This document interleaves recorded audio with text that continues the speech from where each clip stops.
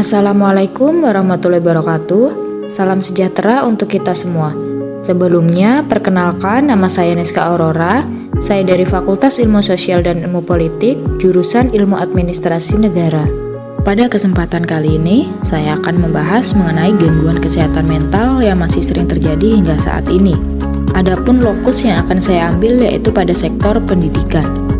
Agar bisa menempuh pendidikan dengan lancar dan fokus belajar, seluruh pelajar harus dalam keadaan yang sehat, baik secara fisik maupun mental. Kesehatan mental para pelajar adalah salah satu hal penting yang harus dijaga, agar jalan mereka mewujudkan mimpi tidak terhambat. Namun nyatanya, banyak sekali pelajar dari segala usia mengalami tekanan pada kesehatan mental mereka. Menurut WHO, kesehatan mental adalah keadaan sehat fisik, mental, spiritual, dan sosial yang utuh dan bukan hanya keadaan bebas dari penyakit, kecacatan, dan kelemahan. Sedangkan menurut Piper dan Uden 2006, kesehatan mental adalah keadaan di mana seseorang tidak merasa bersalah terhadap dirinya sendiri, memiliki penilaian diri yang realistis dan dapat menerima kesalahan atau kelemahan dirinya, kemampuan mengatasi masalah dalam hidupnya, memiliki kepuasan dalam kehidupan sosialnya, dan memiliki kebahagiaan dalam hidupnya. Gangguan kesehatan mental memiliki berbagai gejala, yaitu kecemasan, depresi, kehilangan semangat, waktu tidur yang terganggu dan tidak teratur, yang mengarah pada pikiran untuk menyakiti atau bunuh diri. Hal ini terutama dialami oleh remaja yang mengalami tekanan selama proses pendidikan. Jika kesehatan mental terganggu, maka timbul gangguan mental atau penyakit mental. Gangguan mental dapat mengubah cara seseorang menghadapi stres, berinteraksi dengan orang lain, mengambil keputusan, dan memicu tindakan menyakiti diri sendiri. Tentunya, jika hal ini tidak dicegah sangat berbahaya, terutama bagi pelajar dan mahasiswa yang seharusnya bisa mendapatkan pendidikan yang layak untuk masa depan yang lebih baik. Gangguan kesehatan mental dapat menyerang siapa saja, apapun latar belakangnya. Mahasiswa rentan mengalami masalah kesehatan mental karena harus berhadapan dengan lingkungan sosial baru, tuntutan karir, dan masalah keuangan. Kemajuan teknologi juga dapat berdampak negatif pada kesehatan mental.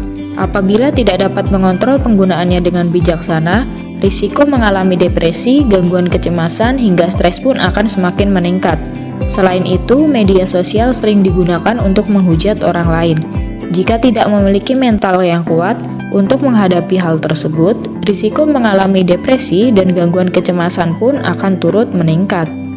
Menurut WHO, untuk mencegah gangguan kesehatan mental, negara perlu mengambil beberapa langkah. Langkah pertama, mempromosikan kesehatan mental kepada semua orang dan melindungi seseorang yang rentan seperti anak-anak, remaja, dan pekerja. Program pencegahan bunuh diri juga harus digalakkan.